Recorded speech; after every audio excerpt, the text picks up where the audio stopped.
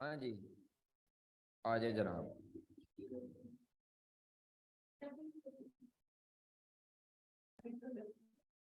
इनका भी टेस्ट है। मैंने नहीं बताया आपको? किस चैप्टर का बताया था? चलो इनकी क्लास पढ़ा देंगे। इनकी क्लास पढ़ा देंगे। वो देख लेंगे। अब इनकी क्लास पढ़ा देंगे, कोई नहीं, अगर नहीं बताया था। हैं? ये हो गया है। तानू कम देने ना आज। हाँ असी तो छापा लाना है, काम ते हो जाएगा, छापा जो लाना है।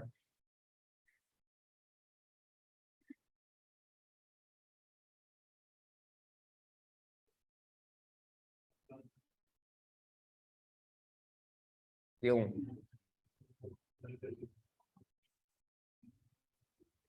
क्लास छोड़ने का मकसद ही ये है कि क्लास टाइम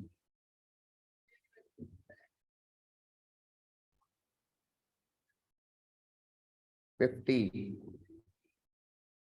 तकरीबन 1 घंटा बन जाना है। लेना लेना, हाँ जी बिल्कुल। 2 सवाल क्लास के टाइम पे ही देना है।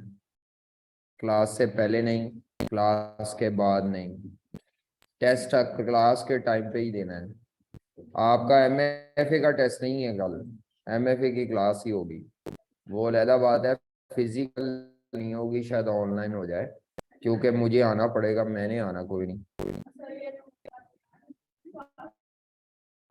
तो क्यों हो गया?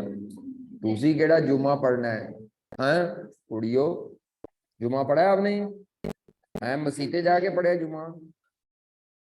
ਅਸੀਂ ਤੇ ਮਸੀਤੇ ਜਾ ਕੇ ਪੜਨਾ ਹੁੰਦਾ ਹੈ। अच्छा अड लांदियां ने कुड़ियां है, देखो जरा। हाँ हम आए हैं तो सारा आप भी आए हैं, ये बड़ी गल है। यानी बच्चे अपने मुताबिक चलाते हैं, हालांकि उस्ताद के मुताबिक चलते हैं। प्यासा कुएं को कह रहे चल उठ के आ बाहर। जी क्वेश्चन नंबर 10 पे आओ। ओ सॉरी, 9 पे। जी मसला मसाइल। 1 मिनट में जरा कॉपी कर लूं। आप फिर मुझे मसले मसाइल बताएंगे सब बच्चे, अपना अपना। इसमें आई कैप का सोल्यूशन कॉपी हुआ हुआ है ना, जो पीछे सोल्यूशन है? क्योंकि वो आई कैप का फॉर्मेट होता है जिसकी कोई तरतीब नहीं होती। मेरी वर्किंग की तो तरतीब होगी। मैं अपनी वर्किंग तरतीब से करता हूँ। इस सवाल में भी मैं पहले यूनिट्स की वर्किंग करूंगा, फिर उसके बाद यानी लॉक्स की, फिर उसके बाद रेवेन्यू की वर्किंग, फिर फिक्स कॉस्ट की वर्किंग, फिर वेरिएबल कॉस्ट की वर्किंग जिसमें कमीशन भी आएगी। जी अच्छा जी, मसले बताएं। सर सेल्स मटेरियल में इशू है। ये तो कोई भी चीज नहीं होती सेल्स मटेरियल। सेल्स मटेरियल में इशू है? हैं? जी ये तो कोई चीज नहीं होती बेटा सेल्स मटेरियल।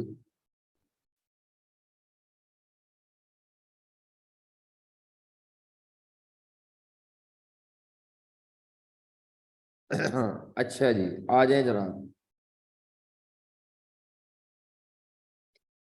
तो सबसे पहले जी क्या मसला है बच्चियों, आप में से आपका क्या मसला था इसमें? इशू क्या था? अच्छा, depreciation expense after overhauling. FR1 पढ़ रही है? इससे पढ़ रही है? अकाउंटिंग का मसला है। और मतलब सर का कसूर नहीं है, आपका कसूर है। जी कमीशन में मसला है ना? उस्ताद ते पा दो शरीफ आदमी। सेल्समैन कमीशन ठीक है। और लेबर वाला पॉइंट ठीक है। और बस ये नहीं, आपने ना आपकी शक्ल पे लिखा हुआ आ रहा है। अच्छा जी, और किसी का कोई पॉइंट? अब कल की तरह मैं सारा नहीं पढ़ूंगा, हाल दो तो वैसे वो टाइम नहीं तो जाया होगा सर। सेल रेवेन्यू और मटेरियल में इशू है। सेल रेवेन्यू में नहीं, सेल रेवेन्यू में तो कोई इशू नहीं होना चाहिए। सेल रेवेन्यू में कोई इशू नहीं होना चाहिए। इस तरह तो आप सारा सवाल मुझसे पूछ लेंगे तो तुझी कटा कीता है। और जवानों, आप लोगों ने सारा सवाल मुझसे पूछ लिया तो खुद आपकी लर्निंग तो सिफर है। की कहते हो? अच्छा, इस क्वेश्चन के मुताबिक लास्ट ईयर कितने यूनिट्स बना के बेचे थे इन्होंने? 6 मिलियन तो इनकी कैपेसिटी थी। हाँ जी, लास्ट ईयर उन्होंने कितने लॉक्स बना के बेचे थे? हाँ 4 पॉइंट, हाँ इसका 77% करो तो 4.6 लॉक्स। और एक लॉक की सेल प्राइस क्या थी वो यहां से निकलेगी लास्ट ईयर में?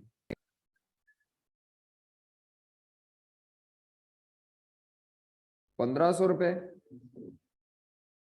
चलो, अगले साल लॉक की प्राइस में 150 रुपए का इजाफा हो रहा है, तो सेल प्राइस अगले साल की क्या होगी?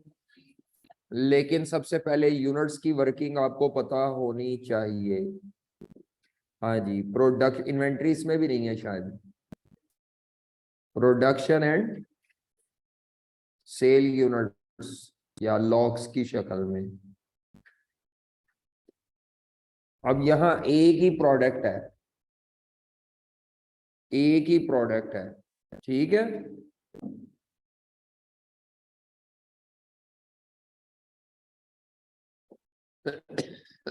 पिछले साल, अगले साल का सेल वॉल्यूम, अगले साल का सेल वॉल्यूम उसने कहा था 25% बढ़ेगा। तो पिछले साल का सेल वॉल्यूम था 4.62 मिलियन, उसको 25% बढ़ा दें 5 मिलियन यूनिट्स। ये आपने सेल करने, लेकिन आप ये सारे बना नहीं सकते। इसमें से कुछ प्रोड्यूस कर पाएंगे क्योंकि लेबर शॉर्ट है, आपके पास लेबर शॉर्ट है, उसने लिखा हुआ है लेबर की कंस्ट्रेंट्स हैं, ठीक है। आप प्रोडक्शन करेंगे कुछ और बाकी क्या करेंगे? परचेज करेंगे। अगर मैं आपको बता दूं हम कितने प्रोड्यूस करेंगे तो बाकी परचेज होंगे। तो उसने कहा था हम लेबर को कोई बोनस शोनस कुछ ना कुछ देंगे, तो लेबर की एफिशिएंसी 15% बढ़ेगी सेम लेबर की। तो लेबर की एफिशिएंसी कितने परसेंट बढ़ेगी? 15% बढ़ेगी। लेबर उसने लिखा हुआ है शॉर्ट सप्लाई में है। तो अच्छा, एक बात का ख्याल रखिएगा, सुन लें अब गौर से ये इधर। किसी भी कंपनी में टोटल लेबर आवर अगर निकाले जाए तो वो होते हैं labour our per unit into production units, ठीक है। अगर कोई शॉर्टेज ना हो लेबर की, अगर कोई शॉर्टेज ना हो और मैं आपसे कह दूं कि लेबर की एफिशिएंसी बढ़ रही है, एफिशिएंसी बढ़ने का मतलब होता है कि ये टाइम पर यूनिट कम हो रहा है, जिससे ये टोटल टाइम भी कम होगा अगर इसको मैं सेम रखूं। अगर मैं कह दूं शॉर्टेज नहीं है, अगर मैं कह दूं शॉर्टेज नहीं है और लेबर की एफिशिएंसी गिर रही है, एफिशिएंसी गिरने का मतलब होगा टाइम पर यूनिट गिरे बड़े होगा। अगर ये सेम हो तो इसका मतलब होता है कि टोटल लेबर आवर्स क्या होंगे। अब इस सवाल में उसने कहा है लेबर की शॉर्टेज है, लेबर की शॉर्टेज होने का मतलब है टोटल टाइम बढ़ नहीं सकता, टोटल टाइम। और आपने 15% प्रोडक्शन बढ़ानी है, तो उसने मेरा ख्याल है कहा था कि हम लेबर को बोनस देंगे। तो जब आप लेबर को बोनस देंगे तो उससे एफिशिएंसी बढ़ रही है। अब जब लेबर की शॉर्टेज होना तो ये टोटल टाइम सेम रहता है। टोटल टाइम क्या रहता है? अगर एफिशिएंसी बढ़ रही है 15% से तो इसका मतलब होता है कि लेबर का टाइम पर यूनिट गिरेगा और इधर से यूनिट ज्यादा बनेंगे, उतने क्या ज्यादा बनेंगे, यूनिट्स। ये बात याद रखिएगा। टोटल टाइम सेम रहता है, फिर टोटल टाइम बढ़ नहीं सकता। क्यों नहीं बढ़ सकता, क्यों नहीं बढ़ सकता, क्योंकि है ही नहीं। मिसाल देता हूँ, फॉर एग्जाम्पल, अब इस सवाल के लिए नहीं दे रहा, बता रहा हूँ। हमारे पास टोटल 20,000 घंटे, कितने घंटे, हमारे एक यूनिट पे 2 घंटे लगते हैं और हम कितने यूनिट बनाते हैं। अच्छा, अब हमारे पास शॉर्टेज की वजह से 20,000 घंटे ही हैं, लेकिन एफिशिएंसी इंप्रूव होके हम टाइम पर यूनिट को 1 घंटे पे ले आते हैं। अब मुझे बताओ आप कितने यूनिट बनाएंगे, यानी एफिशिएंसी से जितने परसेंट टाइम कम होता है उतने परसेंट यूनिट्स, ये हुआ है। When there is shortage, shortage ना हो फिर इस टोटल को सेम नहीं रखते, फिर वो टोटल चेंज होता है, बढ़ जाएगा एफिशिएंसी से, ये चेंज होगा तो इससे ये टोटल चेंज होगा। अब जब शॉर्टेज होती है ना तो total time will remain same, जिसकी वजह से अब उसी टाइम में हम कम टाइम पर यूनिट लगा के ज्यादा यूनिट बनाएंगे। अगर मैं कह दूं एफिशिएंसी 15% बढ़ी है, एफिशिएंसी 15% बढ़ी है, तो 15% एफिशिएंसी बढ़ने का मतलब होता है कि ये टाइम 2 घंटे है, तो 15% एफिशिएंसी बढ़ने का मतलब है टाइम कम लगेगा। तो जरा निकालना, ये मेरा ख्याल है 1.7 आवर्स लगेगा। तो आप कितने यूनिट बना पाएंगे आप, 15,000 शायद होंगे, या पता नहीं, मुझे नहीं पता आप कितने बनते हैं। क्या मेरा पॉइंट आपने कैप्चर किया है। When there is shortage of labour, any efficiency will reduce time per unit as well as increase। क्यों, टोटल सेम है ना घंटे, शॉर्टेज की वजह से उससे ऊपर जा ही नहीं सकते। समझ आ गई। और अगर मैं आपसे कहता हूं एफिशिएंसी डिक्रीज की है, तो एफिशिएंसी डिक्रीज होने का मतलब क्या होगा कि पर यूनिट टाइम कम लगेगा, जिससे यूनिट क्या बनेंगे, टोटल टाइम क्यों नहीं चेंज हो सकता, there is shortage, there is. और हम टोटल टाइम कम तो चलो कर सकते हैं, बढ़ा नहीं सकते, बढ़ने में बड़ा मसला है। तो यहाँ उसने जो कहा था ना कि 15% एफिशिएंसी इंक्रीज करेगी, इसका मतलब है लेबर का जो भी पहले टाइम था पर यूनिट वो 15% कम होगा, और प्रोडक्शन यूनिट पहले से 15% क्या होंगे।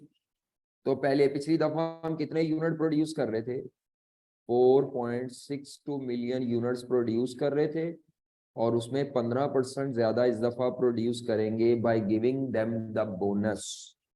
बताओ 313, इतने मिलियन यूनिट्स आप बनाएंगे और बाकी वाले आप परचेज करेंगे। 5.775 मिलियन यूनिट बेचने के लिए हम इतने बनाएंगे। ये 15% कहां से आए, जो हम ज्यादा यूनिट बनाएंगे एफिशिएंसी की वजह से। ये मैंने एफिशिएंसी का इफेक्ट लिया है। किस चीज का इफेक्ट लिया है, बाकी कितने बचते हैं,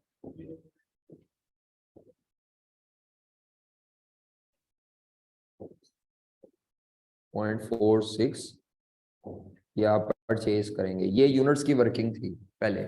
मसला है किसी को तो बताएं। इसके बाद सेल, और सेल तो सिंपल है, ये जिसने सेल पूछा है वो जन्नती बच्चा है, या अल्लाह इसको उठा ले, साथ हो रहे भी अता फरमा। तो सेल प्राइस कितनी थी पिछली दफा, 1,500 रुपए पर लॉट प्लस 150 रुपए का इंक्रीज, तो 1,650 रुपए पर लॉट सेल प्राइस है। और अब यूनिट सेल करेंगे 5 पॉइंट लो। इसमें क्या मसला था, ये तो बहुत ज्यादती की है जिसने पूछा है। तीसरा सारी फिक्स कॉस्ट, सारी फिक्स कॉस्ट। अब फिक्स कॉस्ट में बाकियों में तो मसला नहीं है, लेबर वाला मसला हल हो गया भाई जनाब का। हेलो जी, एक ही शॉट में 2 पॉइंट कवर। अच्छा जी, डेप्रिसिएशन का कुछ कहा है इन्होंने मसला।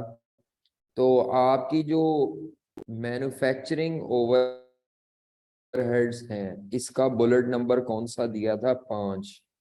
कितने मैन्युफैक्चरिंग ओवरहेड्स थे, 960 मिलियन। इसके अंदर फिक्स कितने शामिल थे?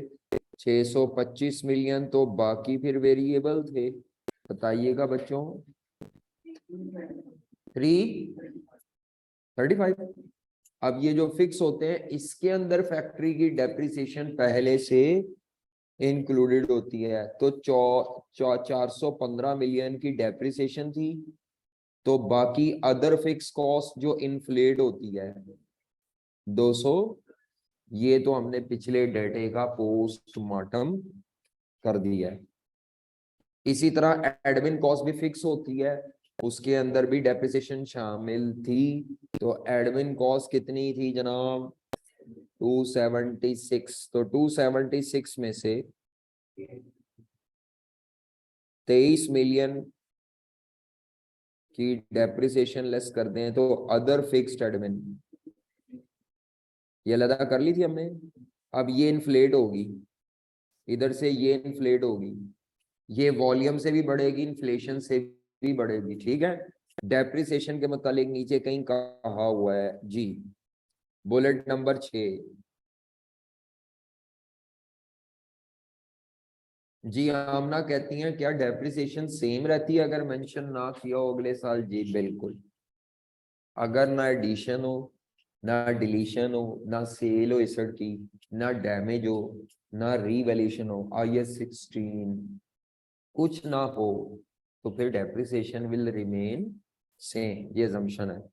अच्छा आगे चलते हैं।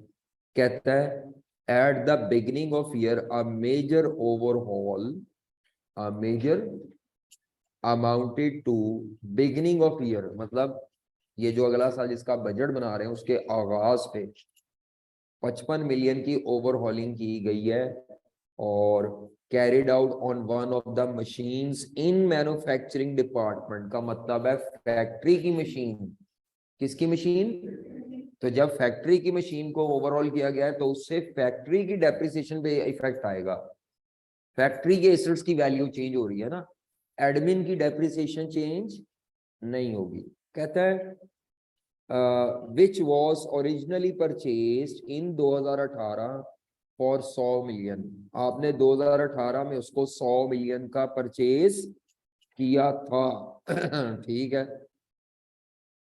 ओवरहॉलिंग की वजह से उसकी लाइफ 4 साल से बढ़ के कितने साल पे?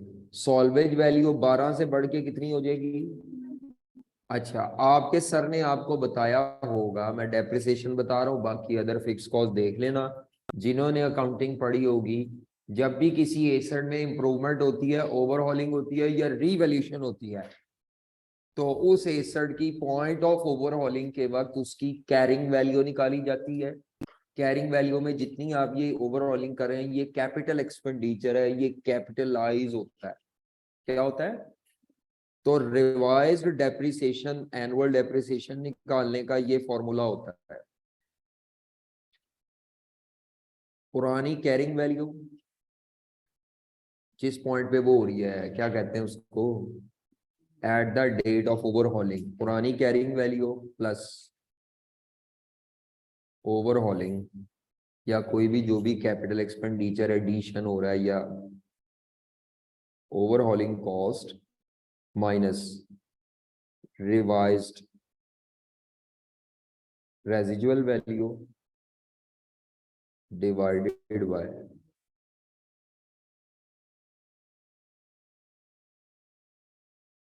Remaining useful life.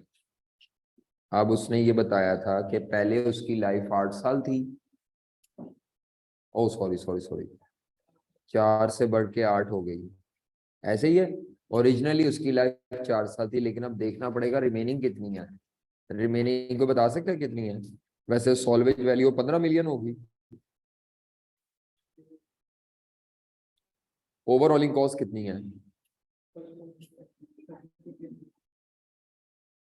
अब मुझे ये तो बताओ कि वो उस पर डेप्रिसिएशन कितने सालों की चार्ज हो चुकी हो?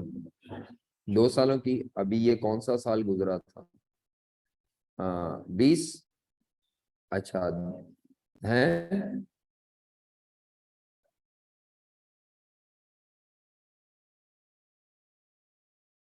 सवाल अब ये पैदा होता है कि वो ओरिजिनली परचेज कब की थी, 2018 के स्टार्ट पे की थी या 2018 के एंड पे की थी। ये अब आपकी एजम्पशन पे डिपेंड करेगा। हाँ जी,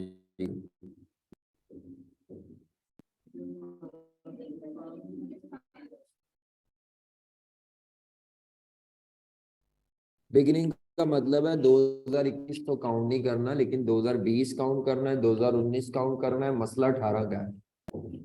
18 को काउंट करना है कि नहीं करना? मेरे हिसाब से तो 18 काउंट होना चाहिए, मेरे हिसाब से। उसने क्या किया हुआ है, बस फिर उसने एज्यूम किया, ना बताया हो तो ईयर एंड पे परचेज किया है। अब आप फिर आइंदा याद रखिएगा, जैसे टाइम वैल्यू ऑफ मनी में नहीं बताया था, तो किसी कैश फ्लो का, किसी आइटम का ना बताया जाए तो वो कब अकर होती है, एंड उसने वही अजम्पशन लेके चला है। तो बस अब वैसे ही होता नहीं, एग्जैक्ट डेट बताई जाती है। उसको चाहिए था कि ये 2018 की डेट बताता, तो मैं तो 2018 की भी लेता। मैं अगर पेपर में मैं बैठा होता तो परचेज इन 2018 का मतलब स्टार्ट ऑफ 2018 पे खरीद लिया। तो अब आपकी इस अजम्पशन पे डिपेंड करेगा कि आप क्या लेते हैं। तो मैं एज्यूम कर रहा हूँ 2018 के स्टार्ट पे परचेज की है, तो फिर अगर मैंने ये परचेज डेट 2018 का स्टार्ट एज्यूम किया है, यानी यहाँ परचेज किया है, तो पहला ईयर एंड हुआ होगा 2018 एंड, दूसरा ईयर एंड हुआ होगा 2019, और तीसरा ईयर एंड हुआ होगा 2020। और अगर आप में से कोई बच्चा एज्यूम करता है नहीं सर, जो परचेज की गई है वो यहाँ परचेज की गई है जी, 2018 के एंड पे डेट ऑफ परचेज है, तो फिर वो बच्चा कितने सालों की डेप्रिसिएशन ले ले, वो अब आपकी उस पर डिपेंड करता है, एजम्पशन पे। मेरे हिसाब से दोनों तरीके ठीक हैं, दोनों एजम्पशन इक्वली वैलिड है, लेकिन दोनों डिबेटेबल भी हैं।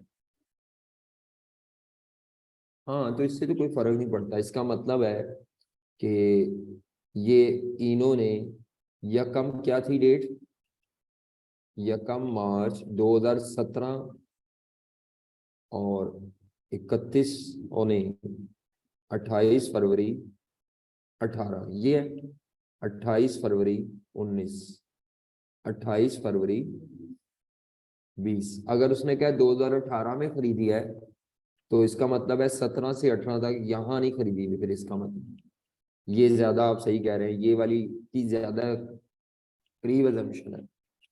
समझ आ रही है, क्योंकि 17 में शुरू हो रहा है ना, 17-18। तो अगर उसने 2018 का है तो फिर हम ये ज्यूम कर सकते हैं कि यहाँ पे परचेज हुई है ईयर एंड पे। फिर उसके हिसाब से 2019 और 2020 दो डेप्रिसिएशन है, ठीक है। हाँ, अगर जनवरी 2017-18 से दिसंबर 2018 होता फिर बात आपकी ठीक थी। ये वैसे आप सही है, ये आप ले लें, 2 साल वाली ज्यादा लॉजिकल बन रही है। टाइम को देखे ना, साल शुरू कब हो रहा है इसका, यकम मार्च 2017 से 28 फरवरी 2000। तो अगर उसने कहा 18 में परचेज हुई है, इसका मतलब है जनवरी में भी हो सकती है 18, फरवरी में भी हो सकती है। तो अब जनवरी एज्यूम करोगे तो 2 माह की डेप्रिसिएशन लोगे, फरवरी एज्यूम करोगे तो 1 माह की, या वो अब आपकी मर्जी है। ओनली अजम्पशन है। तो चले 2 साल की डेप्रिसिएशन ले लें, कितनी आती है 2 साल की ओरिजिनल डेप्रिसिएशन। तो ओल्ड डेप्रिसिएशन ऑफ, हाँ जी, ओल्ड डेप्रिसिएशन थी उसकी कॉस्ट 100 मिलियन, माइनस ओरिजिनल उसकी, ओरिजिनल लाइफ उसकी थी मेरा ख्याल है 88, तो 22। हाँ जी, इसका मतलब है 2 साल की डेप्रिसिएशन 44, तो 100 में से वो माइनस करे 56 मिलियन डिवाइडेड बाय, अच्छा जी 8 साल उसकी लाइफ है टोटल, नहीं उसमें से 2 साल गुजर चुके हैं, तो रिमेनिंग लाइफ 6 साल है जी। ये अब देख लें आप क्या आता है ऊपर। 96 नहीं आता, 16 मिलियन। तो पहले 22 मिलियन पर एनम डेप्रिसिएशन थी, अब उसी मशीन की डेप्रिसिएशन कितने मिलियन है, 16 मिलियन, तो 6 मिलियन की कमी आ रही है। 6 मिलियन की क्या आ रही है? कमी आ रही है। तो अब आपकी फिक्स कॉस्ट कैसे आएगी? मैं फिक्स्ड एफओएच लिख रहा हूँ। फिक्स्ड एफओएच, उसमें डेप्रिसिएशन कितनी थी और अदर फिक्स कॉस्ट कितनी थी 2020 में? डेप्रिसिएशन कितनी थी जनाब? डेप्रिसिएशन ये हमने लैदा की थी अभी ऊपर, 415 मिलियन और 210 मिलियन। इसमें बाकी एसेट्स की भी डेप्रिसिएशन थी फैक्ट्री के। एक मशीन है जिसकी ओवरहॉलिंग है, इसको इन्फ्लेट करना है, मुझे नहीं पता कितने परसेंट से इन्फ्लेट करना है, 5%। और इस 415 मिलियन में पुरानी 22 मिलियन की डेप्रिसिएशन लेस कर लें और जमा 16 मिलियन की कर लें तो नेट 6 मिलियन का इफेक्ट आ जाएगा। ये टोटल डेप्रिसिएशन थी जिसमें से 22 मिलियन वाली ओरिजिनल डेटे से जो निकली हुई थी वो माइनस करनी है जी। तो सवाल है आपका, समझ आ गई है बेटा? ये डेप्रिसिएशन एक्सपेंस है तो इसमें 22 मिलियन ओरिजिनल वाली चार्ज हुई होगी, तो अगले की निकाल रहे हैं फिगर। तो फिगर कौन सी पकड़ रहे हो?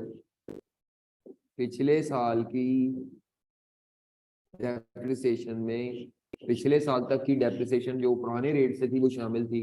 एक्चुअली हो ये रहा है, पुराने रेट वाली डेप्रिसिएशन डिलीट की जा रही है और नए रिवाइज। अगली दफा इसका मतलब है 22 मिलियन चार्ज नहीं होनी चाहिए, अगली दफा कितनी चार्ज होनी चाहिए? तो मैंने पहले 22 मिलियन को डिलीट करना है तो 16 मिलियन इनकॉर्पोरेट होना है ना। नहीं समझ आ रही? क्या कहते हो? हाँ, अगर ये ना होती, डायरेक्ट मैं 2021 की फिगर निकाल रहा होता तो फिर मैं पिछली देखता ही ना। ये तो सवाल ही है कि पिछले सालों की रकमें चेंज हो के अगले साल की आ रही हैं। तो अगर आप कोई पिछले साल की फिगर पकड़े और उसमें ओल्ड रेट से कुछ चीज शामिल है तो उसको पहले डिलीट करो। कौन सी?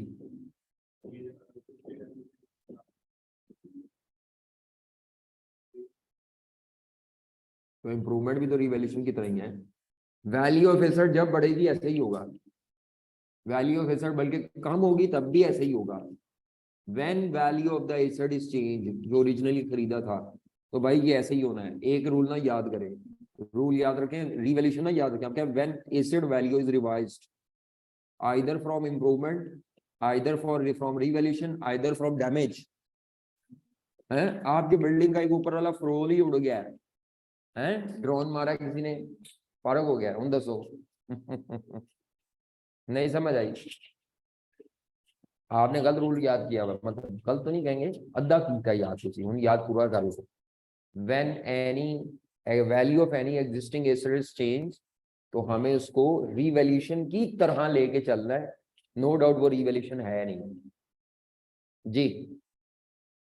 नहीं आता, नहीं आता। वो कहते हैं ये 22 मिलियन क्लियर नहीं हो रहा। अच्छा, क्यों? वजह 22 मिलियन पुरानी डेप्रिस। आपका दिमाग क्या कहता है अपना भी तो बता दो ना। शायद मैं गलत हूं, मुझे अकाउंटिंग ना आती हो। आप क्या लेना चाह रहे हैं? किसको? 16 ऐड कर दिया? अच्छा, 16 ऐसा क्यों किया है?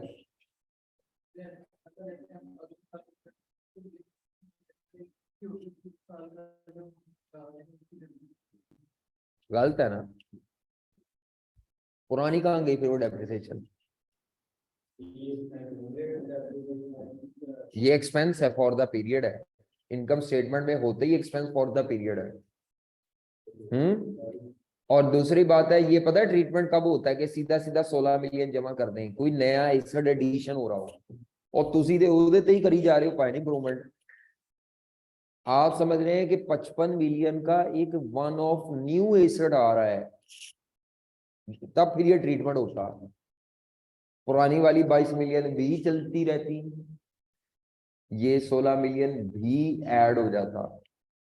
आप तो ये समझ रहे हैं? गलत। ये depreciation expense for the period है पिछले साल का, ये 1 साल का एक्सपेंस है भाई। इनकम स्टेटमेंट में एक्यूमुलेटेड नहीं आती, अकाउंटिंग भी नहीं आती है, नहीं आती। फॉर द पीरियड चार्ज होती है इनकम स्टेटमेंट में, एक्यूमुलेटेड तो बैलेंस शीट में जाती है बच्चों। Is it clear? ये आप पूछ लो, कुछ नहीं होता, हम क्लास में बैठे हैं, इतने किड़े ऑडियो फॉर्म से इंटरव्यू हो रहा है। हाँ, उधर जाके नहीं, उससे बड़ी जलालत करनी है उन्होंने स्टैंडर्ड हाथ में पकड़ा देना, चलो पढ़ बैठ, मतलब फिर कहेंगे जाओ किताबें पढ़ो नहीं। अभी आप पूछे जो पूछना है, क्योंकि ये पॉइंट अकाउंटिंग का है। When your accounting is weak, फिर वो आप हमेशा परेशान होंगे इसमें। लेकिन एक आधी दफा समझ ले, फिर मसला कोई नहीं है।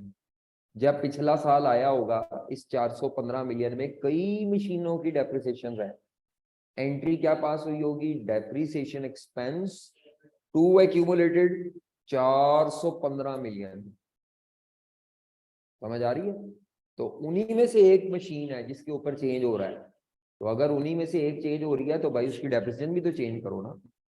या आप ऐसे कर लो, 22 मिलियन और 16 मिलियन का जो चेंज इफेक्ट है वो एडजस्ट कर लो बस। और चेंज इफेक्ट ही एडजस्ट किया जाता है, पुरानी डिलीट करके नई ऐड शेड नहीं, बस चेंज इफेक्ट देख लिया जाता है, चेंज कितना आया। हाँ जी, चलें जी आगे। मसला हल हो गया। अकाउंटिंग नहीं आती इसका मतलब है जिसको ये मसला आया बेचारे को। और दसो किसी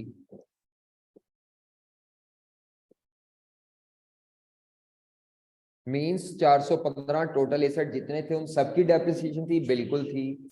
और 22 मिलियन की इस एसेट की थी जो रीवैल्यू हो रहा है, हाँ बिल्कुल ऐसे ही है। 22 मिलियन उस एसेट की डेप्रिसिएशन थी जो रीवैल्यू हो रहा है। सही कह रहे हैं आप, रीवैल्यू हो रहा है या इंप्रूव हो रहा है या ओवरऑल हो रहा है। अच्छा जी, मुझे ये बताएं और क्या मसला था इसमें। कमीशन का क्या मसला था? कमीशन तो सिंपल है, उसने ये कहा है कि आपकी ये पैराग्राफ इस्तेमाल होंगे कमीशन के लिए, ये वाला। पहले कमीशन थी कि नहीं थी? अच्छा, कमीशन पहली दफा इंट्रोड्यूस हो रही है। हम्म,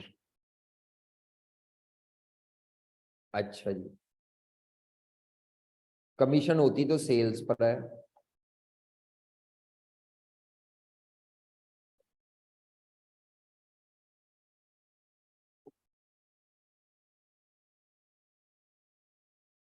जी जनाब, क्या कहता है वो?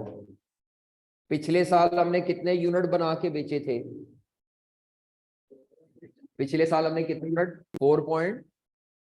तो उसने उसके लिए ये एक दिया हुआ था कि हमारी 3 सेल्स की टीम है जो 3 रीजन्स में काम कर रही हैं, ईस्ट वेस्ट एंड सेंट्रल। ये मैं पुराना डाटा ही पढ़ा हूं ना मैं, हाँ ठीक है।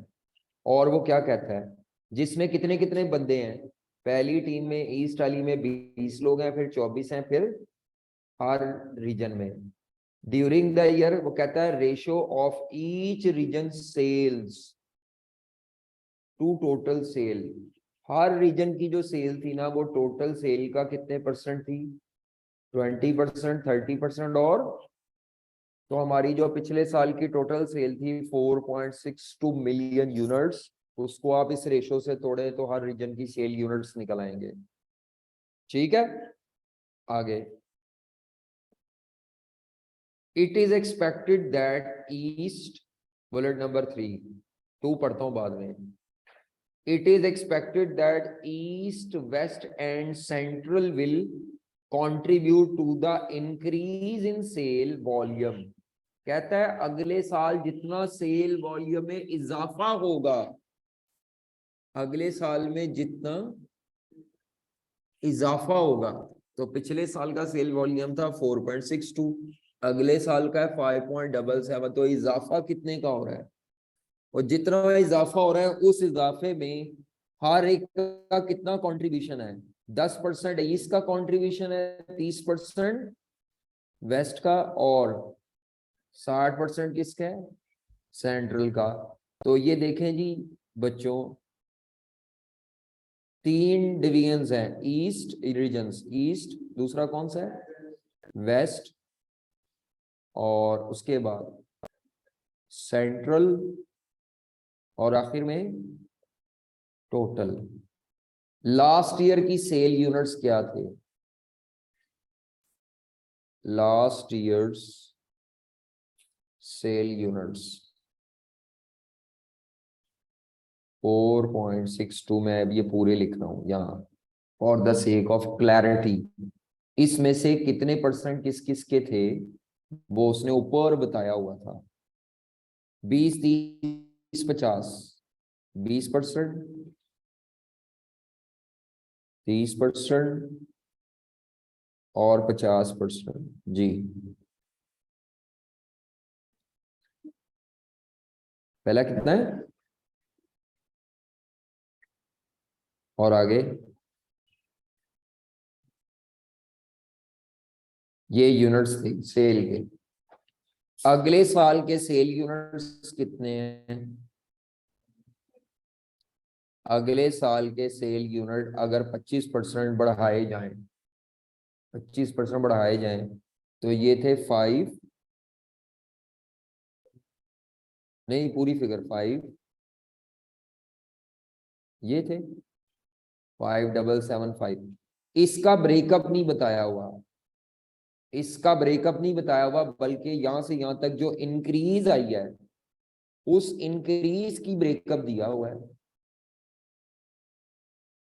उसने इसके बारे में तोड़ के नहीं बताया कितना, उसने कहा है भाई यहां से यहां तक जितना इंक्रीज आया, बता सकते हो कितना इंक्रीज आया है, सॉरी 1115, जितना इंक्रीज है इस इंक्रीज को तोड़ा है उसने। क्या मेरी बात समझ रहे हो, उसने ये जो नई सेल है ना इसका ब्रेकअप नहीं बताया, बल्कि पिछले साल और अगले साल में जितना सेल में इंक्रीज है, इंग्लिश पढ़े क्या लिखी है वहां पे, कहता है it is expected that east west central will contribute to, अगर वो कहता will contribute to new sale या रिवाइज सेल तो मैं 5775 का करता।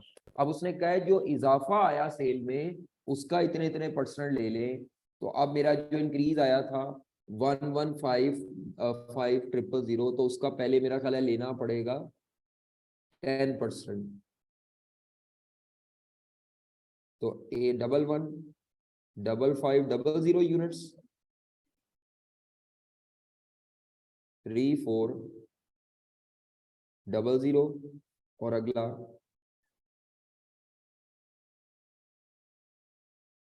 000। अब ये ऐड कर ले तो नए सेल यूनिट्स आ जाएंगे हर रीजन के। अब मैं रीजन वाइज कर क्यों रहा हूं, क्योंकि कमीशन रीजन वाइज है। कमीशन मैंने तो एक सवाल नहीं पढ़ा, लेकिन जब आप सवाल पढ़ेंगे तो आपको पता चलेगा जो कमीशन है वो रीजन वाइज है। जी, टोटल कितने आते हैं, 10 यूनिट्स। हाँ जी, आगे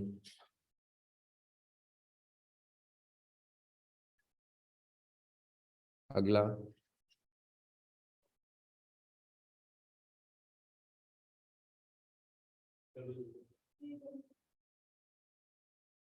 टोटल यही आता है।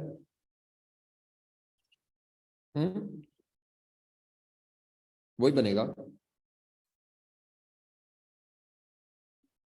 आगे चले, अब ये जो कमीशन का टेबल दिया हुआ है, अगर आप इस टेबल का जायजा लें तो टेबल में जो कमीशन का क्राइटेरिया है वो किस पे बेस कर रहा है, average number of locks sold by a, पूरी टीम नहीं लिखा, एक बंदा कितने लॉक सेल कर रहा है, एक बंदा कितने लॉक सेल कर रहा है, ये क्राइटेरिया। और कमीशन जो देनी है वो रेवेन्यू पे देनी है। तो आप मुझे ये बताएं कि किस टीम में कितने बंदे थे, 20, 24 और 46, यानी इसमें 20 बंदे थे, 24 बंदे और 46, तो ये नंबर ऑफ पर्सन्स थे। अब ये नंबर ऑफ पर्सन्स दिए हुए हैं ताकि मैं डिवाइड करके ये देख सकूं कि एक बंदे की सेल कितनी बन रही है, सेल यूनिट्स पर पर्सन, ताकि मैं टेबल में क्राइटेरिया देख सकूं कि ये वाली जो टीम के बंदे हैं उनकी सेल कितनी यूनिट्स है। तो पर यूनिट बंदा, हाँ जी बताएं जरा क्या थी है। 519 पर पर्सन जी, 7288 यूनिट्स, 65।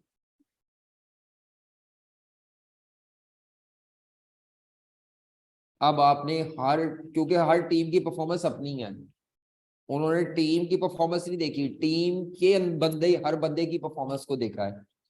तो हर इंडिविजुअल बंदे ने इतने इतने बेचे हैं। तो अब क्राइटेरिया पे जाके देखो, पहली टीम मतलब ईस्ट वाले, हर बंदा अगर 51,975 बेच रहा है तो इसको कितने परसेंट कमीशन में फॉल कर रहा है?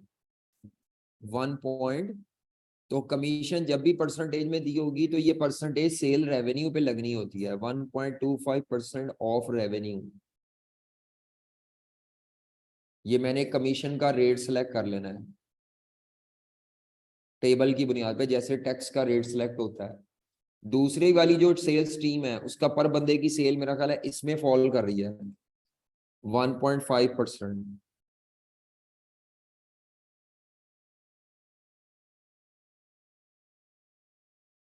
1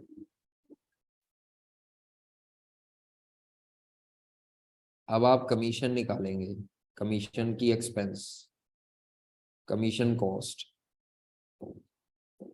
हाँ जी, ईस्ट वालों को उनके बेचे हुए पे कमीशन देनी है, वेस्ट वालों को भी पूरे बिजनेस की सेल पे कमीशन नहीं देनी, जितनी सेल उन्होंने की है।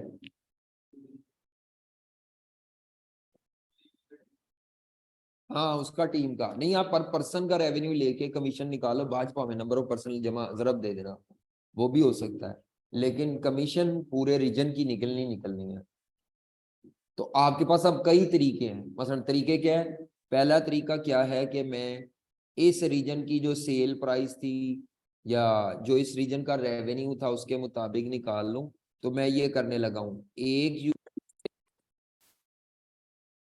इनटू इस रीजन के, इस रीजन की जो सेल्स थी, इस रीजन की जो सेल्स थी 10 पर पर्सन भी ले सकते हैं, बाद में इनटू पर्सन करने पड़ेंगे, और into 1.25 sale price into sale units.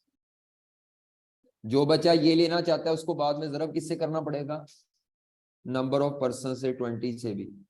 इधर कैसे निकलेगी कमीशन, 1650 की सेल प्राइस इंटू 1372 यूनिट्स। तो ये इस पूरे रीजन का रेवेन्यू आ गया, उसका 1.5% कमीशन है। तीसरा ऐसे ही 1650 का रेवेन्यू इंटू, और भी टेबल फॉर्म में जैसे मर्जी करें, मैं ऐसे ही कर रहा हूँ। लो जी ये कमीशन आएगी, ऐड कर लेंगे तो आंसर आ जाएगा। हमें कैसे पता चला कि ये यूनिट वाइज देखना था, मैंने ना कमीशन के टेबल के ऊपर जो क्राइटेरिया है ना वो पढ़ लिया था। अगर यहाँ नंबर ऑफ लॉट्स की बजाय रेवेन्यू होता ना, तो मैंने रेवेन्यू की बेस पे चेक करना था, क्योंकि उसने यूनिट्स की बेस पे करवाया है तो मैंने इसलिए यूनिट्स काउंट किए थे शुरू से ही। आपको बात समझ आई, मैंने यूनिट से क्यों शुरू किया था, अमाउंट से क्यों नहीं रुपए में, क्योंकि ये टेबल की जो क्राइटेरिया बेस है वो नंबर ऑफ लॉक्स सोल्ड है, नंबर ऑफ। अगर यहाँ नंबर ऑफ लॉक्स की जगह मैं कर दूं average revenue sold by each, फिर यहाँ मैं शुरू यहाँ से ना जो करता, मैं यूनिट्स की बजाय last year sale revenue, increase in sales revenue, next year sale revenue divided by number of person, sales revenue per person करके फिर मैं उस क्राइटेरिया से रेट सेलेक्ट करता, क्योंकि टेबल जो क्राइटेरिया का है वो यूनिट्स पे बेस कर रहा है जी। और कोई मसला, जो मटेरियल वाले, मटेरियल में क्या इशू है भाई,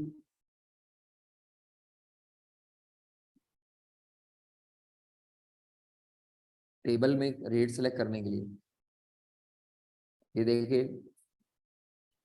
रेट इसके बगैर सिलेक्ट ही नहीं हो सकता। हाँ भाई, मटेरियल में क्या मसला है?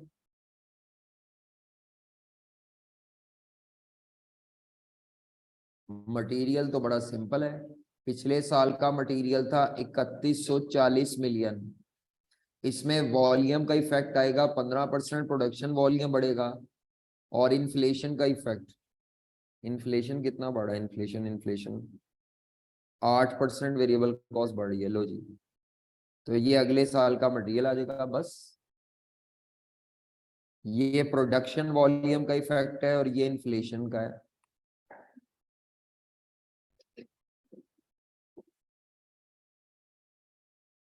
चलो भाई, और भी तरीके निकालने के। नेक्स्ट, आज हमने कैश बजट बनना है। आपने कल एक और सवाल करके लाना है, विच इज क्वेश्चन नंबर 8। 9 की डिटो कॉपी है। कौन सा क्वेश्चन करके लाना है? 8 कल। और मंडे को करके लाना है क्वेश्चन 6। मंडे को कौन सा करके लाना है? 6। एक दिन में बस एक सवाल। जी बेटा, कोई सवाल आपने पूछना हो, लड़कियों कहाँ फंसी हुई हो, सॉल्यूशन देख देख के। क्योंकि प्रोडक्शन 15% बढ़ी है, सेल 25% बढ़ी है, आपके पास कैपेसिटी एफिशिएंसी की वजह से आप बढ़। ये देखो क्या लिखा था हमने यहाँ पे, हम प्रोडक्शन एफिशिएंसी की वजह से सिर्फ 15% बढ़ा पाए हैं, लेबर शॉर्ट है। तो बाकी कितनी कितों पूरी की थी हमने, चीजें परचेज नहीं की थी बाजार से। आप वैसे भी कर सकते थे, ये देख लो, ऐसे भी हो सकता था। मटेरियल, पुरानी मटेरियल की कॉस्ट थी 31 डिवाइडेड बाय पुराने यूनिट्स, तो ये मटेरियल कॉस्ट पर यूनिट आ जाती, इनटू नए यूनिट जो प्रोड्यूस किए हैं। नए यूनिट कितने प्रोड्यूस किए हैं? 5 3 और इन्फ्लेशन। ये भी तरीका ठीक है। पुरानी कॉस्ट डिवाइडेड बाय पुराने यूनिट, तो पर यूनिट कॉस्ट आ जाती है। मटेरियल कॉस्ट वेरिएबल है, वेरिएबल कॉस्ट पर यूनिट पे सेम रहती है, इसीलिए पर यूनिट निकाल ली पुरानी। ठीक है, ये तरीका भी ठीक है जी। चलो, अभी हमने करना है कैश बजट। जी बेटा।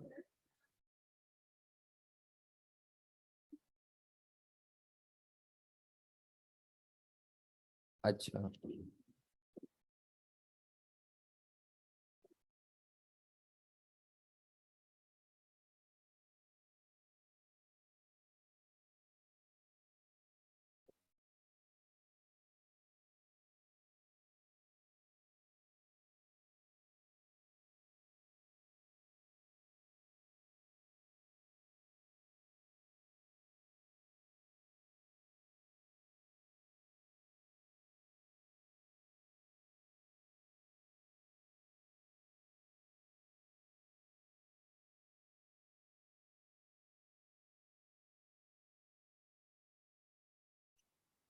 अच्छा जी, आ जाए जरा।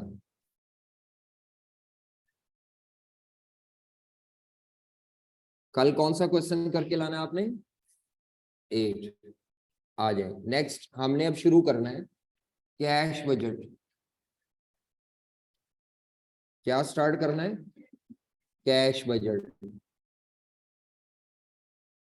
इसको कैश फोरकास्ट भी कहते हैं।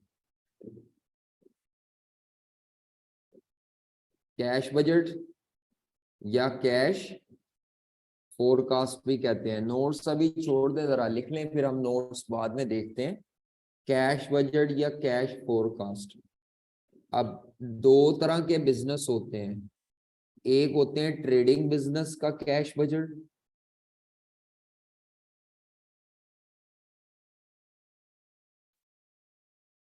कौन से बिजनेस का? ट्रेडिंग। ये मुश्किल से 3 से 4 सवाल आए हुए हैं ट्रेडिंग बिजनेस के। आई कैप में ज्यादातर जो कैश बजट आता है वो मैन्युफैक्चरिंग बिजनेस का आता है। तो बेटा, जो कैश बजट है, cash budget of trading business और कैश बजट ऑफ मैन्युफैक्चरिंग, बिल्कुल बजटेड इनकम स्टेटमेंट की तरह कैश बजट में भी एक फॉर्मेट है। अगर आप उस सिस्टमैटिक फॉर्मेट को फॉलो करें तो 70 to 80% data you can easily copy paste. ठीक है, you can easily copy paste. तो cash budget of trading business, cash budget of manufacturing business. तो ट्रेडिंग बिजनेस का पता है आपको, वो बनी बनाई चीज लेता है। तो कैश बजट होता क्या है एक्चुअली, ये हम एक किस्म के फ्यूचर की कैश रिसीट्स और फ्यूचर की कैश पेमेंट्स इनको प्लान कर रहे होते हैं। तो ये जो कैश बजट होता है ये मंथ वाइज भी बना सकते हैं आप,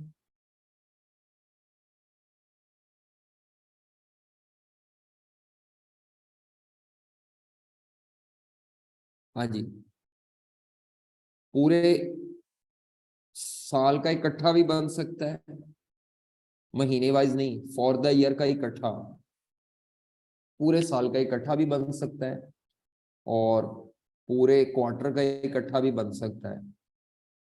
ये सवाल की रिक्वायरमेंट पे डिपेंड करेगा। मंथ वाइज में क्या होगा, अगर 12 महीनों का बनाना है तो 12 कॉलम बनेंगे which will waste your time. और अगर आपने पूरे साल का इकट्ठा बनाना है तो फिर आप एक ही कॉलम बनाएंगे। तो कैश बजट का क्या फॉर्मेट होता है इन आर ट्रेडिंग बिजनेस,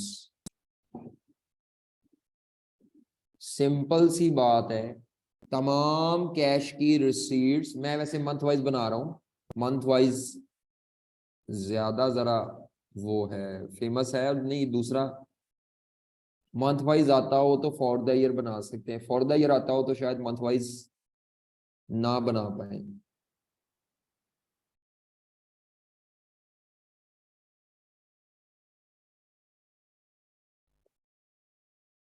3 माह है डाटा, जनवरी, फरवरी और मिसाल के तौर पर मैं मार्च।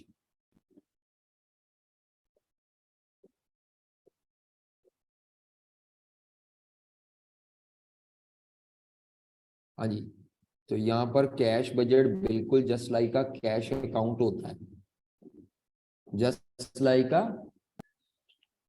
कैश अकाउंट में क्या होता है, कैश अकाउंट में कैश की रिसीट्स होती हैं कैश की, लेकिन वो माजी का डाटा होता है, इसमें सारा फ्यूचर का एस्टिमेटेड डाटा होगा।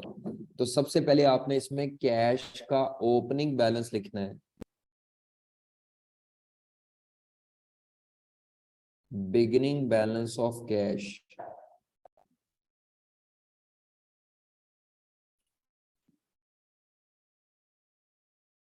कैश का बिगिनिंग बैलेंस लिखना है जो कि फॉर सिर्फ पहले स्टार्टिंग मंथ का दिया होगा। आपने beginning balance of the cash,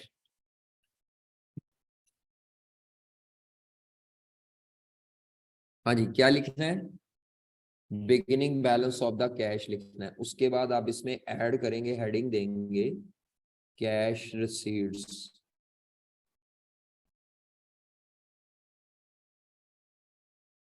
ji, heading देंगे कैश रिसीट्स। तो बेटा कैश रिसीट्स में कैश सेल्स के पैसे आएंगे, हर महीने जो कंपनी कैश सेल्स कर रही है उसके पैसे लिखेंगे। इसी तरह उधार सेल के पैसे, collection from of credit sale from account receivable, credit sale की कलेक्शन। उसके अलावा कोई भी अदर रिसीट, इंटरेस्ट इनकम या डिविडेंड इनकम जो बता दे। अब ये जो अदर रिसीट्स हैं इनकी कोई लिस्ट फाइनल नहीं है और ये होती भी नहीं ज्यादातर, तो ये बॉक्स बनाकर टोटल लिख लेंगे, हर महीने की कैश रिसीट्स। तो ये जो बिगिनिंग बैलेंस है इसके साथ मैं नंबर लिख रहा हूं ए लेटर, जो ये टोटल रिसीट्स आएंगी इसके साथ मैं लिख रहा हूँ बी, समझाने के लिए ए और प्लस बी हो रहा है ये, ठीक है। अच्छा, कैश रिसीट्स के बाद अब हम हेडिंग देंगे लेस कैश पेमेंट्स या डिसबर्समेंट्स भी कहते हैं उसको। हाँ जी, कैश रिसीट्स के बाद माइनस क्या करनी है, कैश पेमेंट्स या डिसबर्समेंट्स भी कहते हैं उसको। हाँ जी, कैश पेमेंट्स में क्या क्या आता है, तो सबसे पहले परचेज कॉस्ट जो होती है ना, ट्रेडिंग बिजनेस है, बनी बनाई चीज लेता है, तो सबसे पहले परचेज कॉस्ट की पेमेंट, सप्लायर से जितनी परचेजेस की हैं उसकी पेमेंट। उसके बाद वेजेस एंड सैलरीज एक्सपेंस की पेमेंट। अब नीचे मैं सारे एज्यूम्ड लिख रहा हूँ, ये लिस्ट बड़ी लंबी चौड़ी है वैसे, लेकिन अब मैं जितने लिख याद मुझे रह जाएंगे मैं उतने लिख दूंगा। पेपर आपने क्वेश्चन के मुताबिक चलना होता है, ये लिस्ट फाइनल नहीं है, खर्चे है। हाँ, पेमेंट टू क्रेडिटर भी हो सकती है जी, बिल्कुल नहीं, सारे वो एक्सपेंस लेने हैं जो कैश में पे किए हैं, पेड पोर्शन लेना है ना आपने एक्सपेंसेस का, एक्रूवल पोर्शन नहीं लेना। मसलन अगर आपने रेंट एक्सपेंस 50,000 रुपए है फॉर द ईयर या फॉर द मंथ, और आपने उसमें से 30,000 दिया है, तो कैश बजट में 30,000 लिखा जाएगा। तो रेंट एक्सपेंस की पेमेंट,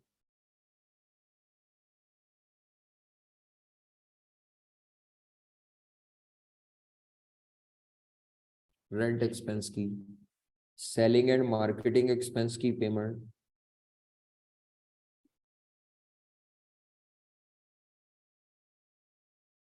हर वो आइटम आएगी जिसमें कैश क्रेडिट होता है। आएंगे, बिल्कुल आएंगे, पेमेंट हो रही है ना कैश में। सेलिंग एक्सपेंस के बाद एडमिन एक्सपेंस की पेमेंट,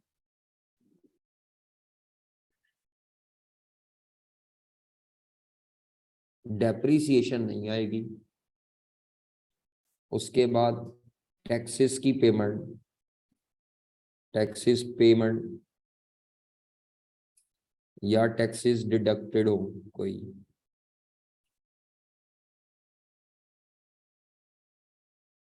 कोई भी नॉन करंट एसेट की पेमेंट,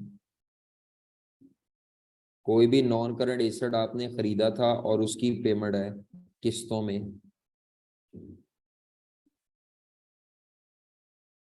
हाँ जी, कोई भी लोन की रीपेमेंट, माजी में कोई लोन लिया हुआ था उसकी असल अमाउंट, प्रिंसिपल अमाउंट क्या कर रहे हैं, वापस कर रहे हैं। ठीक है, समझ आ रही है बच्चों, कोई भी पेमेंट आ सकती है। अब इसकी जो लिस्ट है ना, ये कोई फाइनल नहीं है। एक पेमेंट मैं छोड़ रहा हूँ, इंटरेस्ट, कई दफा ना इंटरेस्ट वगैरह भी देना पड़ता है, लेकिन वो अभी मैं छोड़ रहा हूँ, वो आगे नीचे जाके लिखूंगा, मेरी आदत है। तो ये सारी पेमेंट्स का आप टोटल कर लेंगे और इधर माइनस का साइन अब लिखेंगे टोटल करके, तो ये मेरी सी फिगर है।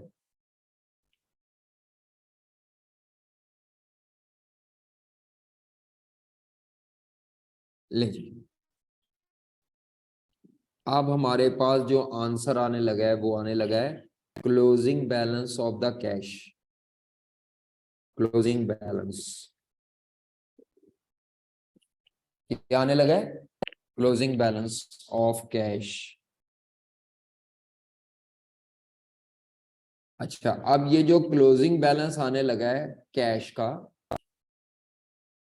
ये कैसे आएगा, ए, ए क्या था, जनवरी में ओपनिंग बैलेंस, ए प्लस बी, बी क्या चीज थी, ओपनिंग प्लस रिसीट्स और माइनस पेमेंट्स। अब opening balance plus total receipts और माइनस, अब पेमेंट्स कम होंगी तो ये पॉजिटिव आ जाएगा आंसर, अगर पेमेंट ज्यादा हुई पेमेंट ज्यादा, क्योंकि ये सारा फ्यूचर का डाटा लेके कर रहे हैं, तो ये सारा एस्टिमेटेड है। पेमेंट ज्यादा हो सकती है, इन्हें पैसे नहीं आने जितनी पेमेंट है, तो वो कर्जा लेके करेंगे हम उस वक्त, लेकिन ये करने से पहले हो रहा है सारा कुछ। कई बच्चे कहते हैं ये कैसे हो सकता है कि पैसे हैं नहीं और पेमेंट हो रही है। बेटा अभी पेमेंट हो नहीं रही, फ्यूचर के लिए आप ये प्लानिंग कर रहे हैं, तो उसमें आपको नजर आ रहा है कि पेमेंट ज्यादा बन रही है। ठीक है, तो ओपनिंग प्लस रिसीट्स माइनस क्या है, पेमेंट्स। तो फॉर एग्जांपल हमारी पेमेंट ज्यादा थी, तो ये नेगेटिव में आ जाता है। नेगेटिव का मतलब होता है कि ये पेमेंट आपको बैंक से ओवरड्राफ्ट लेकर, ओवरड्राफ्ट समझते हैं, ओवरड्राफ्ट के जरिए ये आपको बैंक के पैसों से अदा करनी पड़ेगी। ठीक है, जो लोन है। अच्छा, अब ये जो क्लोजिंग बैलेंस आ रहा होता है, इसमें से आखिरी आइटम जो एक्सपेंस पे करते हैं वो होता है इंटरेस्ट एक्सपेंस।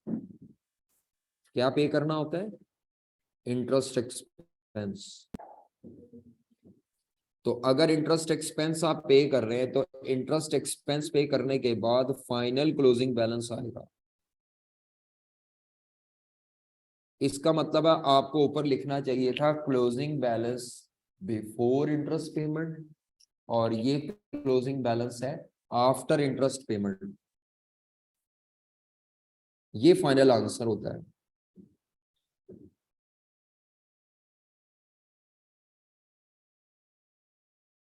जी, closing balance before interest payment,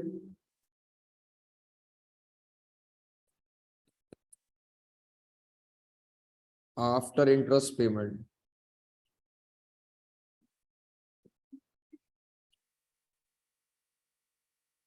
अब ये इंटरेस्ट की अमाउंट नहीं दी होगी, इंटरेस्ट हमेशा परसेंटेज में दिया होता है।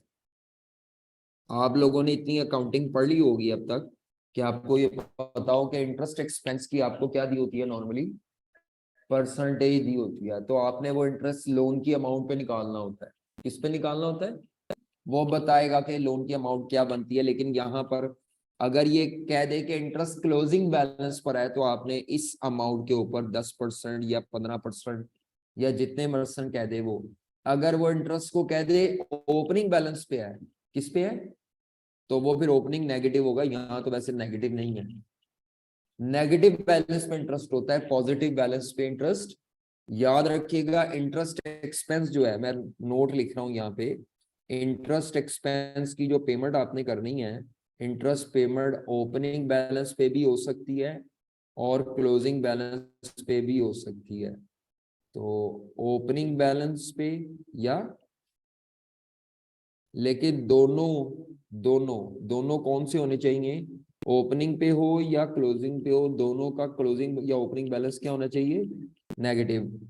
पॉजिटिव वाले पे नहीं होती। पॉजिटिव का मतलब है you have your own surplus cash, negative means we have shortage of the cash, और वो शॉर्टेज हम कहां से पूरी कर रहे हैं। तो मिसाल के तौर पर मैं ऐसे ही अपनी तरफ से लिख रहा हूं, आपने फिगर नहीं लिखनी। मिसाल के तौर पर मैं कहता हूं जी ये माइनस में था 15,000, और आई कैप ने लिखा हुआ था कि इंटरेस्ट 10% पर एनम है क्लोजिंग बैलेंस पे।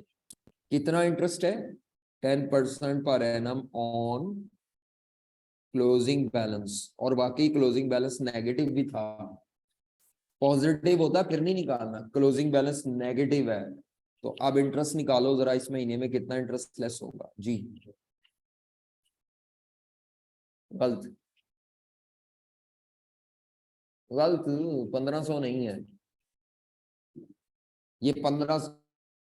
10% के आगे इंग्लिश में क्या लिखा हुआ है, 10% के आगे क्या लिखा हुआ है, पर एनम। और ये जो मैं टेबल बना रहा हूँ ये मंथली बेसिस पर है। तो अगर आपने 15,000 का 10% करके 1500 लिख दिया, तो मैं आगे से जवाब क्या दूंगा आपको पता है, गोंगलू बच्चे। तो एक्चुअली ये ऐसे होना था, 15,000 और 1 मंथ करना है, तो 1/12 से मल्टीप्लाई करो या डिवाइडेड बाय 12, कितना आता है 125। नहीं समझ आ रही ये और क्लोजिंग बैलेंस फिर कितना हो जाएगा, 15 का लोन है, इंटरेस्ट शामिल कर लें तो क्लोजिंग बैलेंस हो जाएगा 15,100 25, यानी ये पैसे हमने बैंक के वापस देने हैं। नेगेटिव बैलेंस में नेगेटिव बैलेंस ऐड हो जाता है ना।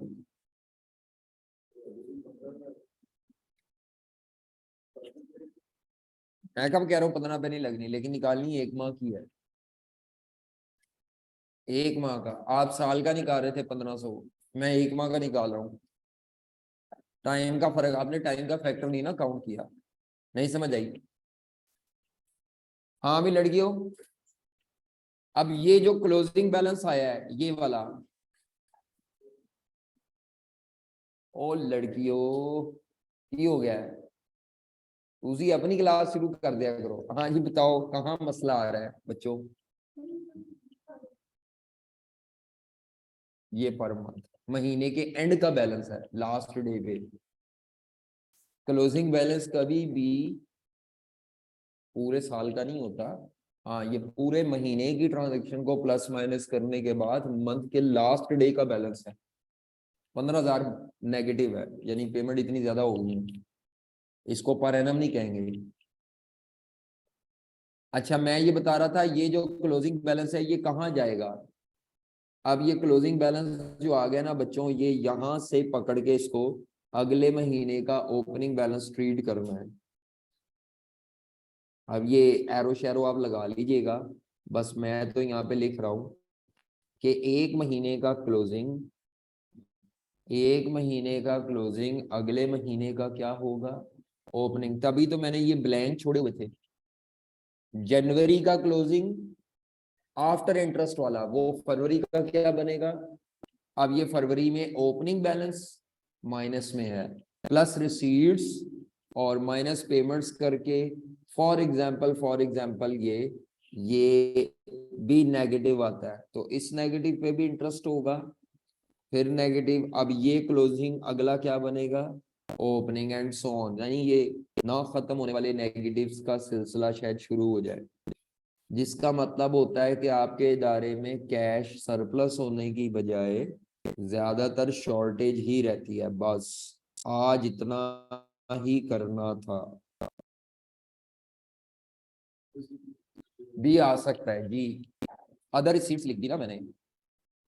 अब आपको असल में जो वर्किंग करनी पड़ेगी वो ये वर्किंग 1 होगी और ये वर्किंग 2 होगी, बाकी डिपेंड करता है और कोई वर्किंग आ जाए।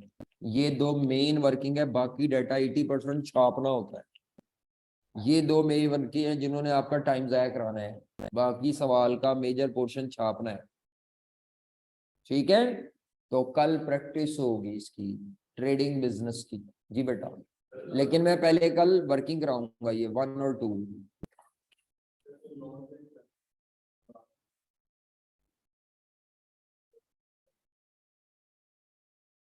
नीचे नीचे ही लेना है जो भी लेना है, इकट्ठा ही सब कुछ। जी जनाब, कल अभी कोई पता नहीं, टेस्ट नहीं है, क्लास है, फिजिकल है, ऑनलाइन है, सवेरे मैसेज आएगा। जी बच्चों,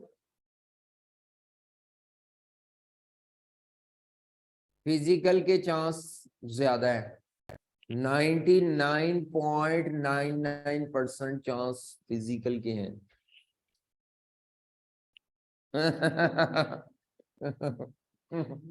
आपने जेन बना लिया और मैंने जेन चेंज कर दिया। ठीक है, क्योंकि मैंने तो आना होता है। कहते हैं सर रेस्ट करें मंडे को, बेटा सिलेबस नहीं खत्म होगा, रेस्ट तो मैं कर लूंगा।